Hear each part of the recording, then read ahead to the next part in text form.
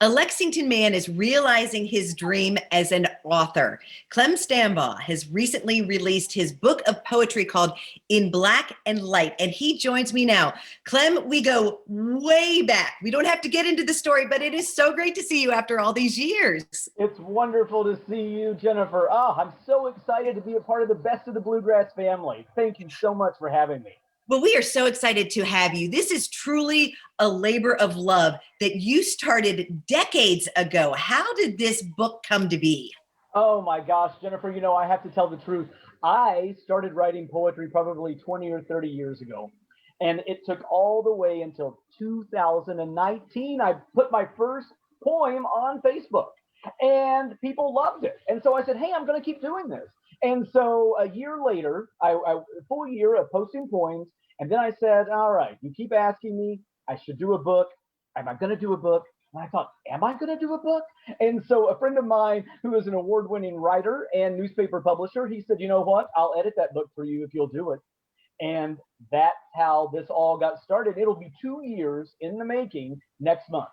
And I'm just amazed. It's been a great journey, and it's so exciting to finally be able to talk about the book. And I can't wait until I can get out there locally and see people and do book signings and do poetry readings. I'm really looking forward to that. What inspires your poetry? How would you describe In Black and Light? Sure, sure. I have to tell you that In Black and Light is a place where I live in a lot of ways. I never knew it until I really started thinking about it.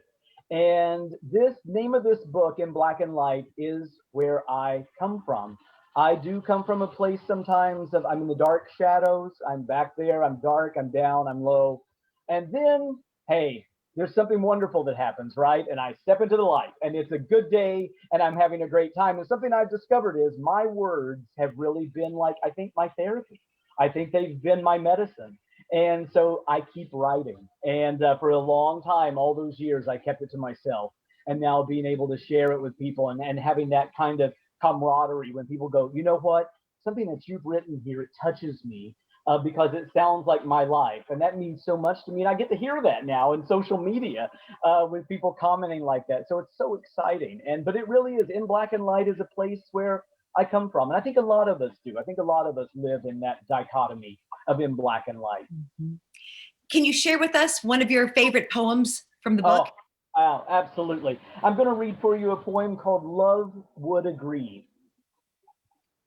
Here we go. I'm going to take my glasses off because my glasses are for distance.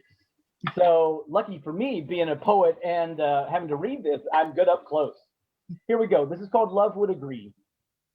Some of us talk boldly of colors, shades and tones on the palette of love, the subtle hues of passion, the ebb and flow, and the inevitable shove. Desire walks in many different shoes.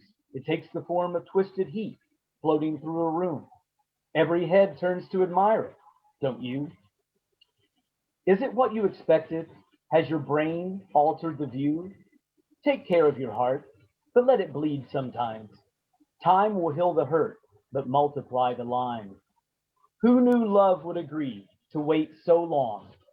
Such a precious thing to forgive all that is wrong.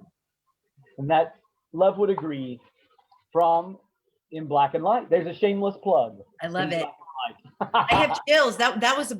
Such a beautiful poem. I was reading through the reviews of your book, Oh and on yeah. Amazon, it's 5 stars. The reviews are phenomenal. You're now top 10 in Great Britain. Congratulations on that as well. So Thank you you have so much. truly struck a chord with people. How does it feel? It's your Ah, first book. I know, I know. It's I want to pinch myself. I do because it is so nice to have waited all this time, all these years of keeping this to myself, and to be able to share it now and feel this communion, if you will, with people who are reading this and it means something to them. It just feels so nice to put it out there, and have people respond. It really is. It's so exciting to get to have this time. It really is. So where can people find In Black and Light? Oh, sure, sure. Well, okay, so like we mentioned in the pandemic, wow, this has put a bit of a problem with us locally because I want to be in all of our local bookstores.